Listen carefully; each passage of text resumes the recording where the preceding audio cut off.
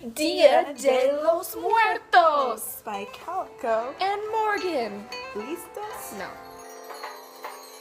The Aztecs and the Spaniards started the days for the dead. Originally, the Aztecs spent a month celebrating their dead. But when the Spaniard conquistadors came over, they were forced to shorten it down to 2 days. They corresponded with All Saints' Day and All Souls' Day, 2 rather large Catholic holidays. This holiday brings people together with their dead family members and their preferred saints. It keeps the dead from going to the land of forgotten. You remember them, celebrate their life, and nourish their soul.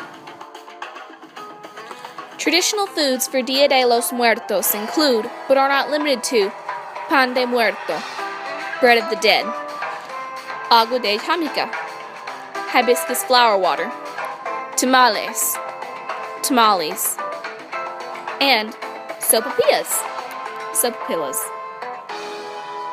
Another food involved is sugar skulls. Some children are even given these with the names of the dead written on them to place on that particular person's grave. Water is provided for all incoming souls, since they must be tired from their long journey. They also tend to leave out chocolate and prepare pumpkin-flavored sweets for both the living and the dead. Peanuts can also be added to their altars, along with an abundance of fruit. There will be smaller cups, plates, and bread for children that are dead. Children's altars tend to have toys and sweets, along with traditional offerings.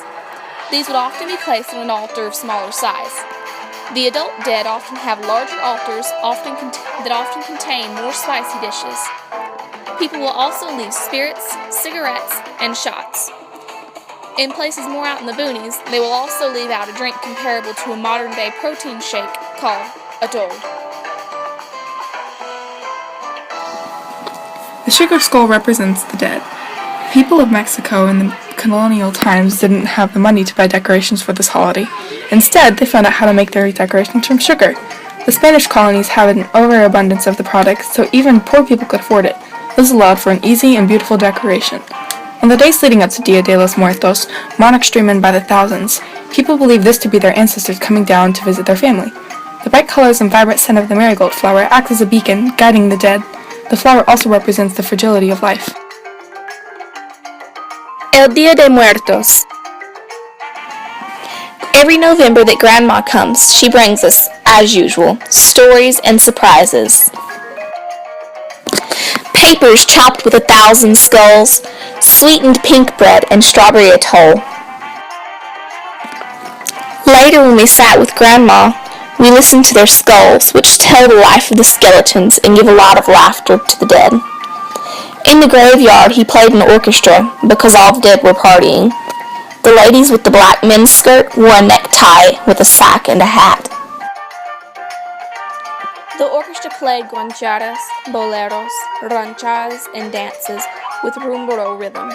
2 dead men danced a sad bolero, but were entangled with their skeletons. The dead were flying up to the sky. Is it that the clouds are made with bones? He sings the afternoon and takes verses. It feels like perfume is in the air. The candles drew lines on the pavement roads that crossed to the cemeteries. With music and flowers and with food, in many pantheons, there's a dead party.